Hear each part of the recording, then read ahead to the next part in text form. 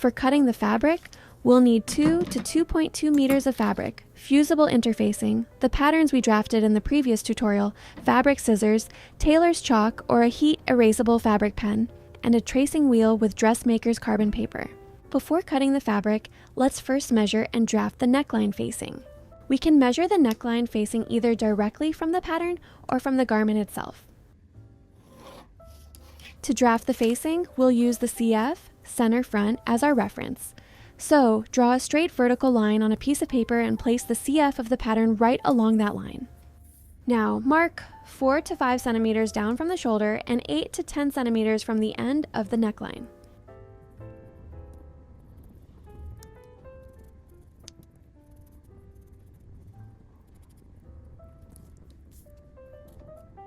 Copy the neckline onto the paper, then connect these 2 points. And that's our neckline facing. Now, let's move on to cutting the fabric.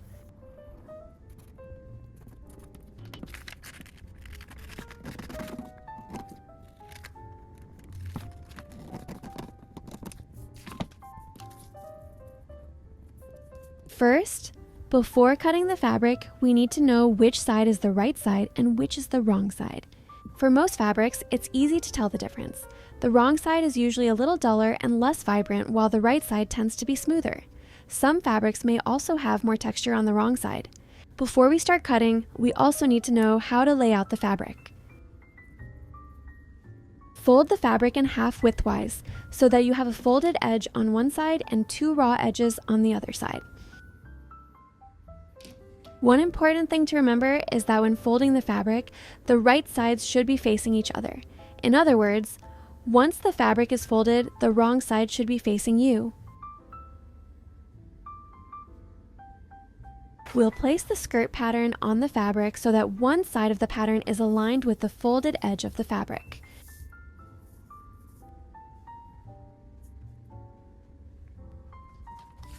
Now it's time to place the bodice and facing patterns.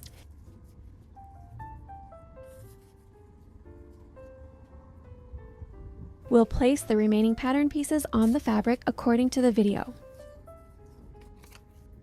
There's one very important thing to keep in mind when placing these 2 patterns on the fabric.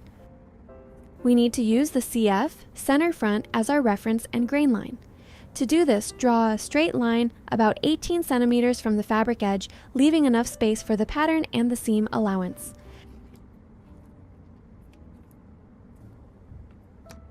Now, place the pattern on the fabric so that the CF line is perfectly aligned with the line you've drawn. We'll follow the same steps for the facing pattern as well.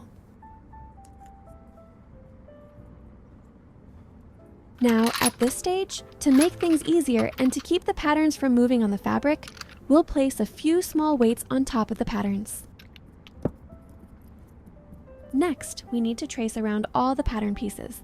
In other words, we're going to transfer the patterns onto the fabric.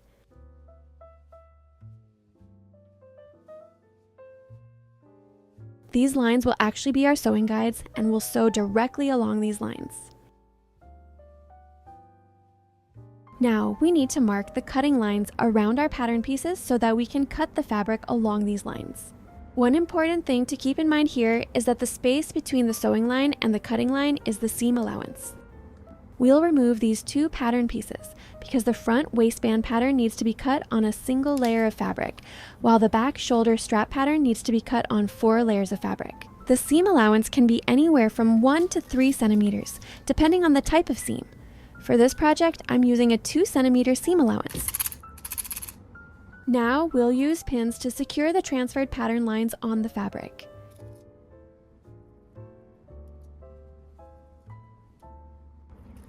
We'll cut around the pattern following the cutting lines.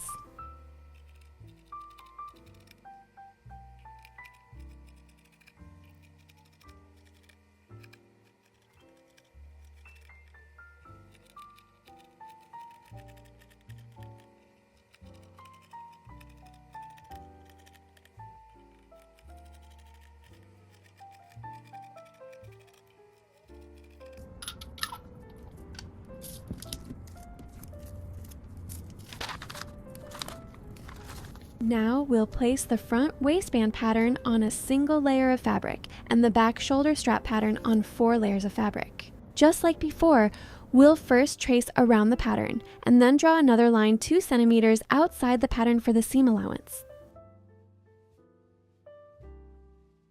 For the shoulder strap, we need to mark the top edge, the part that will be attached to the front shoulder. So we'll make a small snip with the tip of the scissors at the top edge of the fabric so we know which side is the top of the pattern.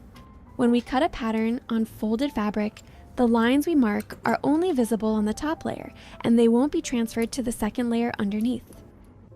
To transfer these sewing and guidelines onto the bottom layer as well, we'll use dressmaker's carbon paper and a tracing wheel. Simply place the carbon paper underneath the pattern and run the tracing wheel over the guidelines.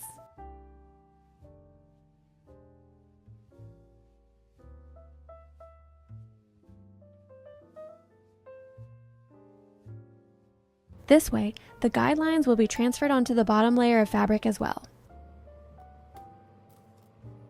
Now, let's move on to the last part, the fusible interfacing. We usually use fusible interfacing for most facings to give the garment a better shape and more structure. To apply it, place the rough adhesive side of the fusible interfacing against the wrong side of the fabric and cut it out. However, there's one important thing to keep in mind. Don't cut the interfacing exactly to the same size as the fabric. We usually cut it with a little extra around the edges. After we fuse it to the fabric with an iron, we can make the final cut and trim away the excess. The reason for this is that the interfacing may stretch or shift slightly when we iron it. If we cut it exactly to the size of the fabric beforehand, it might not stay perfectly aligned and may not cover the entire area evenly, which can affect the final result. And that's it for part 2 of this tutorial. Thank you so much for staying with me until the end of the video. Don't forget to like and subscribe, and if you have any questions, feel free to ask me in the comments. And stay tuned for part 3 of this tutorial.